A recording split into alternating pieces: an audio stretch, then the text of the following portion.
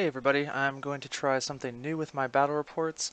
If you're familiar with my battle reports, either written or video, in the past I was doing a combination, so I would do a video battle report and a written battle report for every game, but that ended up being a lot of work. So with the amount of games that I play and I try to do battle reports for every single one, I was getting a little burnt out. So I'm going to do kind of a compromise instead. What I'm going to do is all the battle reports from now on will be written. So I'll do the main game, pre-game, stuff like that in written form on my blog, which you can find in the description for this video. And then I'm going to do my post-game thoughts as a video, so I can just kind of ramble a little bit and talk about the game. But if all you want is the bare bones details of the game, see who won, lost, what happened, all that cool stuff, you can just read through the blog real quick and get all that information. And then if you want, the extra goodies of me talking about the game, you can absolutely check that out as well. So that'll be how it goes moving forward, and this will be the first battle report for that. So this game was really one-sided, to be quite honest. There was never a time where I felt like I was going to lose it.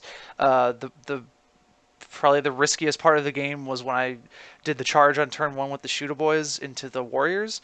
That's probably going to be a pretty running theme throughout my games. To jump is just really, really important for Orks, and against some armies, you are almost going to kind of win and lose based on them making that charge roll, just because you need to be able to tie things up to get the rest of your guys up the field.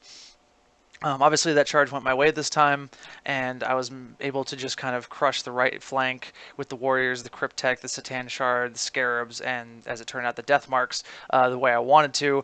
And then I didn't even need help on the left. I just rolled through over there as well. But yeah, I mean, just because the game was one sided doesn't mean there's things not to learn from it. So we'll kind of start at the top.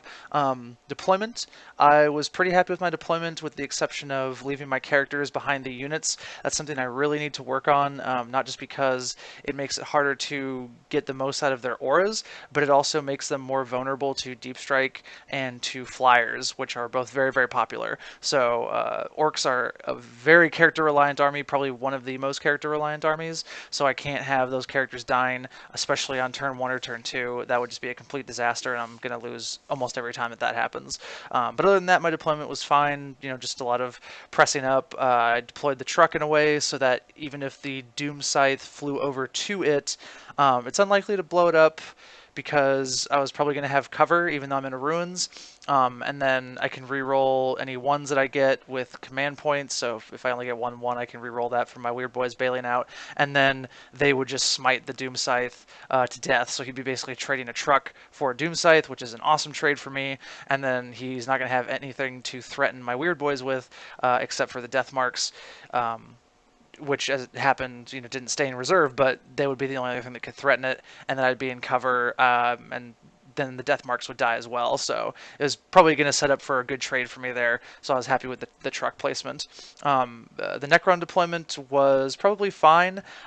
He should have definitely castled up, just like the last game I played against Dark Angels. If you're playing the kill point mission and you're playing guns against assault, and you're playing to win, you always castle up, because the mission is bad. Straight kill points is a bad mission, just in terms of competitive level. But if you're playing to win, that's what you do, because it's going to take forever to get through your vehicles and your screening squads and stuff like that. And the whole time you're just shooting them and shooting them and shooting them. And then in the case of like Orks or Tyranids or something, they can't even bring weight of numbers against you, so they just have a lot of units staying around doing nothing, which is terrible. Like, they can't go camp any objectives or anything like that, because there aren't any objectives to camp. So I think in the future I'm going to ask if I play somebody that we roll that mission, because it's just a bad one. It's very uninteresting, and it's just, I don't think it's going to be anything you'll ever see in like a tournament setting or something like that. Typically you use kill points along with a lot of other stuff. So that mission is not so great. Sorry, I have a Facebook message. So then the game kind of went a very predictable way. I think Matthew should have tried to seize on me, even though I got the feeling he wanted me to come to him, but I'm going to do that anyways. So if you go first, you're going to get a first turn of shooting, which isn't going to be a lot of shots, but it's going to be a few, so you'll get to kill a couple guys. And then I have to move up, and then you're going to get a really big turn of shooting where pretty much everything is in like rapid fire range, and you can do a bunch of damage. He can put his Satan out front, he can put his Scarabs out front. block with some of the vehicles, stuff like that, and really be in a good position. And then I kind of have to play the game more on his terms. But as it was, I got to go first, so I get to move up. He gets one turn of decent shooting, and then I'm just in his face, and it's pretty much Overwatch from there. So then that's exactly what happened. The Necrons got very little time to shoot. Most of the vehicles did most of the work. Honestly, the warriors and stuff like that didn't just have the time to do what they needed to do. And then I was just kind of overrunning him, and then the game just went combat to combat, me consolidating into other units, and so on and so forth. Some of the things I like to highlight is I think not withdrawing with the units for Necrons was a huge mistake. Necrons are never going to beat Orks in combat. Like, Necrons are terrible in combat. They're Marines with a 4+ save on Warriors, which is just horrible. And all my Choppa boys are putting out like 3 or 4 attacks, mostly 4 attacks because my units were so undamaged into him, and just blowing these giant holes in his units. So he definitely needed to withdraw. He couldn't shoot, of course, if that happened, but he would be able to at least Overwatch again and try to make something happen. And then if he positioned his models correctly, he can make it so that I have to get decent charge ranges in order to get a lot of guys into combat. He can do things like take casualties out so that maybe some of my guys can't attack, things like that, and just be a little bit more trickier. But the way he played it out basically was just letting me beat his face in with my combat army. So that was probably a huge mistake on his part, just letting me do whatever I wanted and not really playing to his army's strengths. And that was kind of the tale of both flanks, as I was just charging everything, eating very little from Overwatch, because in all honesty, Overwatch isn't very good unless you have very specific guns, and then just wiping out these whole units for almost no losses. I think I played well in terms of picking my targets and making sure that I took the board. Like I said, my plan was to kind of crush the right flank because that was the one I felt was weakest, and then move over to the left while hopefully doing some damage there and keeping a presence. But obviously, I ended up winning both flanks. So that was a good game plan for me. I'm not really sure what Matthew's game plan was. We didn't get a chance to talk about the game afterwards because it was getting kind of late on a work night, so we both had to take off. Usually I like to talk about the game with my opponent just to figure out what's going on, but unfortunately that wasn't doable this time. This was his first game of 8th edition, not his first game of 40k or Warhammer by any stretch of the imagination, but his first game of 8th edition, so definitely working out some of the kinks and optimizing the list and getting used to the rules and all that kind of stuff. And so the lists were probably a little weird. My list is pretty good. I'm continuing to optimize it. I actually really like this build. The only thing I might change is drop Mad Doc Grotznik for another mech, and then use some of the spare points to get like a random gun somewhere or something like that. Just because I think the mech is a lot more useful than the Pain Boy bonus is. The 5+ invulnerable against shooting is really powerful for Orks, whereas the Pain Boy bonus can work in melee, but it's very difficult to get that bonus in melee unless the Pain Boy is also charging, which it's not always the case. If I positioned him a little bit better in terms of being inside my units, that probably would have been something I could do, but he was kind of playing catch up the whole game. So I'll probably play at least one more game with the list how it is and see how it feels, and then we'll move forward from there. Matthew's list it's definitely all around. It can do kind of everything, but I think some of the selections are poorly chosen. The Doomsday Arc seems way overpriced for me. Like, the big gun is pretty good, but then it has a bunch of rapid fire short range guns, which don't work with a piece that wants to stay in the back and not move. So it's just, and it can't transport guys or anything like that. So it's a very conflicted, expensive vehicle. So I didn't like that inclusion very much. And then I've played against Satan Shards twice, and I think they're just bad. They're really expensive, and they're not hard to kill. Their powers are okay, but unless you're sniping the specific power to your opponent's list, which has been done both times to me so far, their powers are really hit and miss. So in this game, he took the Earthquake one where you roll a dice for each model in the unit, and on a 6 they take a mortal wound. Like, that's fantastic against hordes, but it's bad against an elite army. And then The other ones would be bad against my army, but are better against an elite army. So for like a tournament setting or something where you can't choose the power before each game, generally you have to lock it into your list. I think they're just going to be really bad. So I would probably just toss them to the wind. And then I think Immortals should pretty much always have Tesla guns. The Gauss blasters just they have more shots natively, I believe, but the additional hits on sixes and pretty much fives and sixes because they're such a great my will be done target from the Overlord. That's a really powerful anti-infantry unit. So that would have really helped him put the hurt on some of my orc units this game. But since they had Gauss blasters, they weren't doing nearly as well. They're also a particularly brutal Overwatch because they only hit on sixes, but then the sixes get them 3 hits apiece, so they get more bang for their buck there. So that's something I would definitely change as well. The rest of the list is pretty fine. I think splitting the 10-man warrior unit to bump up both of the other warrior units to 20 is definitely the right way to go. I think running anything less than 20 warriors is always a bad idea because reanimation protocols are so key to them, as is being able to live through morale if you don't have command points to blow or anything like that. And then transporting the guys in the Ghost Ark seems bad because it's not open tops. So, and then the Ghost Arks aren't particularly hard to kill. They're actually pretty easy to kill unless your opponent has a lot of like las cans and stuff like that, and that's what he's relying on to kill them. But I was just killing them with like big choppas and melee attacks and pistols and stuff like that. So quantum shielding was like completely worthless. So yeah, I think those are some of the big changes that Matthew could have made. Overall, the game, like I said, it was a bit one-sided.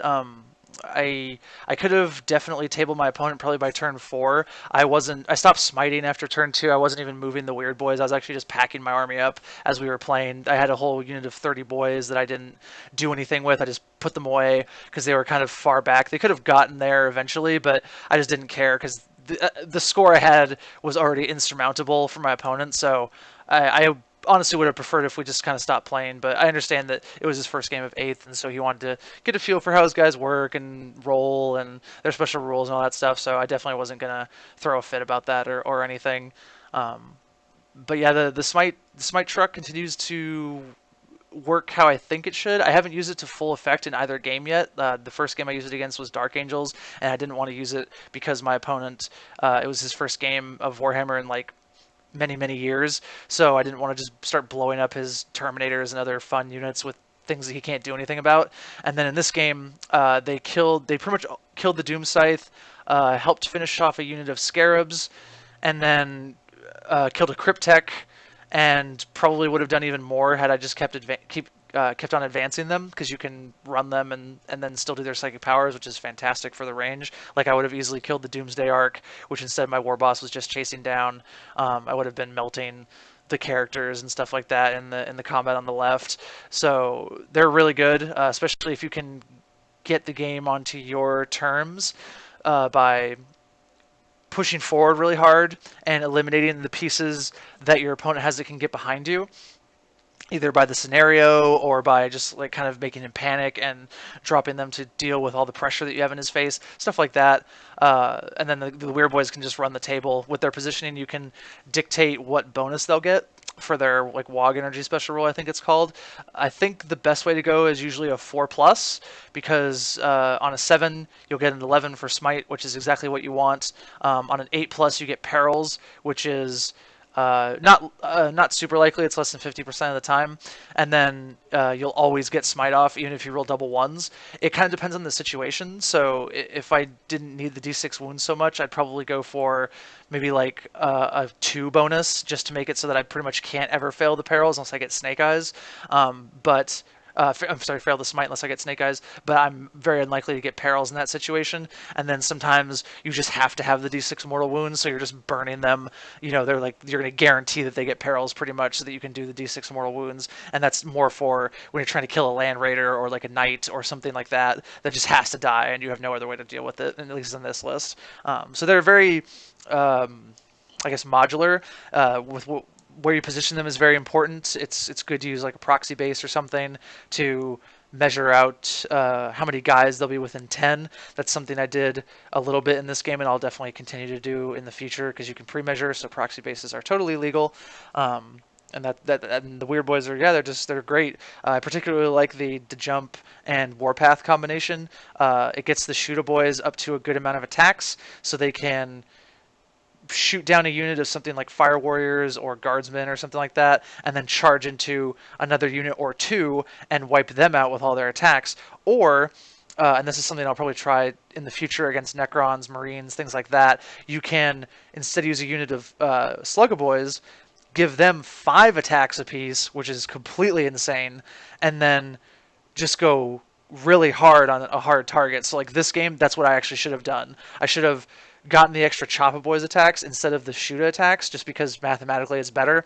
Um, and I really wanted that warrior unit to die, so I knew I had to kill it to a man because he's definitely going to blow the command points to make it not run in the morale phase, which he had to do. But if that happens, then they get back up, and that's the problem I've been kind of having with Necrons is I need to find a way to really kill them to a man, because if you can blow up one of those warrior units turn one, that's pretty much the game. You'll win from there almost every time, I think. That's just, they have so many points invested in supporting those. Like, that's a Crypt Tech that's useless now. Sometimes it's an Overlord that's useless now. It's often a Ghost Arc that's useless now. Like, all that stuff is just so brutal when they lose that unit. And it's also one of the best units that Necrons have against Orks, you know, being the other options being stuff with Tesla guns, usually Immortals, the Bikers, stuff like that.